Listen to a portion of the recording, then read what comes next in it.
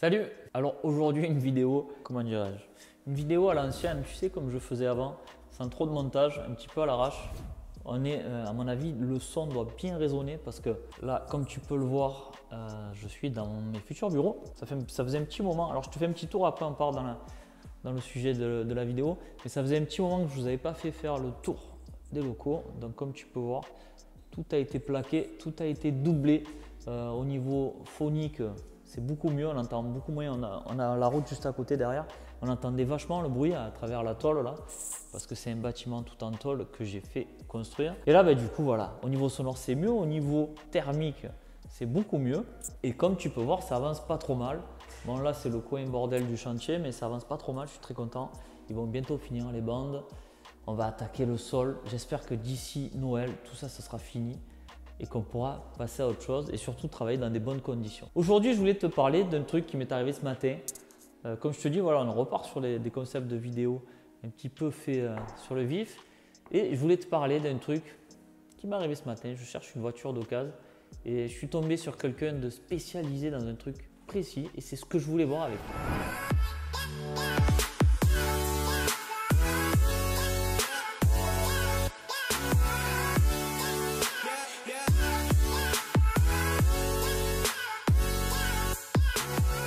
Salut, c'est Serge de Passion e-commerce. Très content de te retrouver dans cette vidéo, comme je te dis, un petit peu spontanée. Je voulais te faire cette vidéo, je me suis dit je vais faire un email et après je me suis dit non, je fais une vidéo, ça fait longtemps que j'ai pas tourné et peut-être que mon audience va m'en vouloir.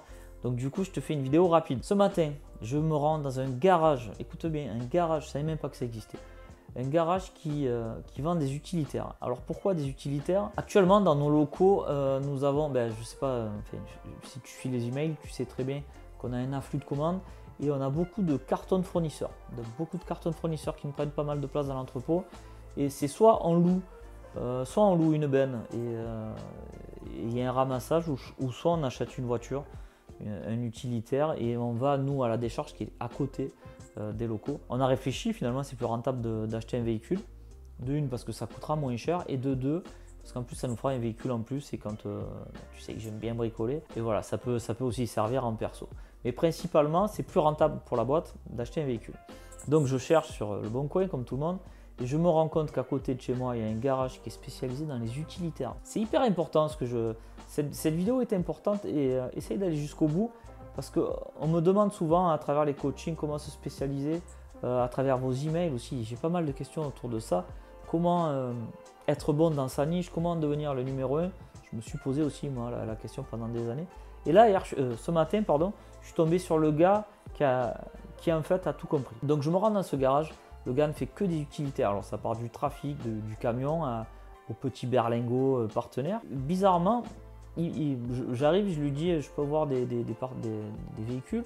Et il m'ouvre un véhicule qui est complètement dégueulasse. Je te laisse imaginer l'artisan qui a travaillé pendant 5 ans dedans, avec de la boue, avec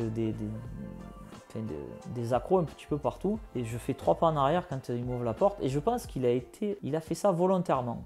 Il a fait ça volontairement parce qu'il m'a dit non mais ne vous inquiétez pas, vous allez voir, on nettoie les véhicules. Alors, je me suis dit oui, vous allez nettoyer le véhicule, mais là quand même il est dans un sale état. Et il me dit suivez-moi. Et il me mène vers une sorte de station de nettoyage avec des gars qui nettoyaient, et il m'explique qu'en fait que chaque véhicule qui récupère, parce qu'il remet à neuf des véhicules, enfin, il les retape bien, on va dire. Et il m'explique qu'il démonte les sièges, qu'il démonte tout dans les utilitaires. Tu sais, des fois, à l'arrière, dans les utilitaires, tu as un coffrage en bois autour de la tôle pour éviter justement qu'il y ait les coups. Il m'explique qu'il lève tout ça, qu'il démonte tout, qu'il passe tout au Karcher. Il y avait des passages de roues cassés. Il m'explique que ça aussi, il l'a enlevé et il les changeait. Et en fait, il rend les véhicules neufs. Et déjà, de voir ça, le gars, il t'explique ça, il te dit, moi, ce que je fais, c'est que je retape, je te montre par A plus B, effectivement, c'était impressionnant à voir. Il me montre après des véhicules qui étaient en train de partir pour la livraison, et effectivement, on aurait dit que les véhicules étaient neufs, alors que c'était l'équivalent des véhicules que j'avais vus précédemment. Donc le gars, clairement, tu te dis, il est quand même sérieux, tout ce qu'il m'annonce là, c'est pas mal. Et ensuite, parce que c'est pas fini, il me dit, venez, suivez-moi dans mon bureau. Et c'est là en fait moi que j'ai eu le tilt, c'est que bien évidemment son bureau, je te fais le cliché du garage dégueulasse avec des papiers partout, les mains pleines de graisse, non pas du tout. Le mec il était très propre sur lui, il avait des bureaux version loft comme je suis un peu en train de construire, et je me suis dit merde quoi, le mec on voit bien qu'il aime son métier, il passe du temps dans sa boîte, donc il a fait une boîte dans laquelle il se sent bien, donc il a des méchants bureaux, il y avait un grand espace avec des mezzanines, effet loft, enfin ça en jetait vraiment. Et pendant qu'on était assis, il m'expliquait, il me parlait des extensions de garantie, il m'expliquait aussi que lui faisait l'entretien des véhicules, et c'est là qu'il me montre derrière, il me dit qu'il a un garage. Et en fait derrière sa concession, ça ne paye pas de mine quand on arrive clairement, mais derrière sa concession, il y a aussi le garage qui retape les véhicules. Donc en gros, le gars spécialisé à 100% dans les utilitaires, et il te prend en charge de A à Z. C'est-à-dire qu'il retape ton véhicule, si tu as envie de revendre le véhicule, bien sûr qu'il te le reprend, il t'en vend un neuf, il te les retape, il te les entretient, tout ça avec, je lui ai dit d'ailleurs, tellement ça m'a marqué, en sortant je lui ai dit, vous savez quoi, votre société inspire la confiance. Je ne sais pas si tu as acheté des voitures déjà dans ta vie, mis à part quand tu vas dans les concessionnaires pro, mais sinon on dit mentir comme un arracheur de dents, mais un vendeur de voitures pour moi c'est...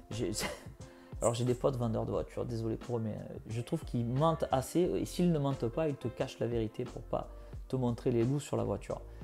Donc, comment ça peut te servir à toi tout ça? Il faut que quand tu es dans une niche, il faut que tu explores tous les côtés de ta niche.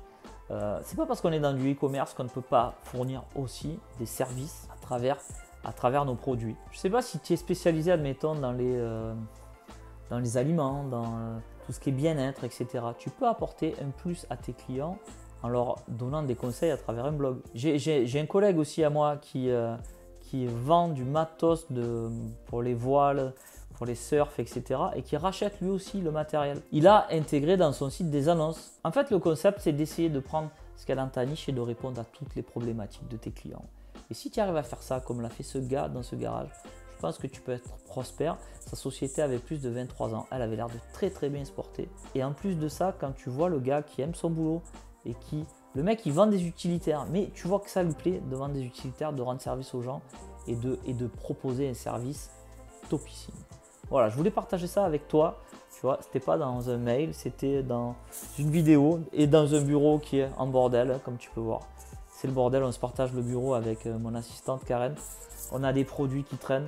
On se languit que ça soit fini là, bientôt dans un mois. On va pouvoir poser nos affaires sur un sol propre, sur un parquet. Ah bah tiens, je suis tout strié. Sur un sol propre, sur un parquet. Et je te montrerai ça bien évidemment. J'espère que pour toi, le business se porte bien. Nous, il se porte très bien. On est vraiment le Corona, quand on dit le malheur des uns fait le bonheur des autres. Clairement, nous en e-commerce, on n'est pas impacté et ça marche plutôt bien. Il faut en profiter parce que c'est pas parce qu'aujourd'hui ça marche que dans quelques temps ça marchera aussi bien. Si vraiment le Corona impacte encore les emplois, on aura de moins en moins de clients qui pourront acheter nos produits. Donc nous aussi, dans tous les cas, on sera impacté. Donc si aujourd'hui ça marche pour vous, profitez-en pour mettre un petit peu d'argent de côté, faire des épargnes avec votre boîte pour faire face à de futurs problèmes. Mais bon, ne faisons pas dans le drama. Bon, là, je suis complètement strié, on dirait un zèbre. Je te donne rendez-vous dans une prochaine vidéo. Si cette vidéo t'a plu, tu laisses un petit like, un petit j'aime, abonne-toi si ce n'est pas le cas.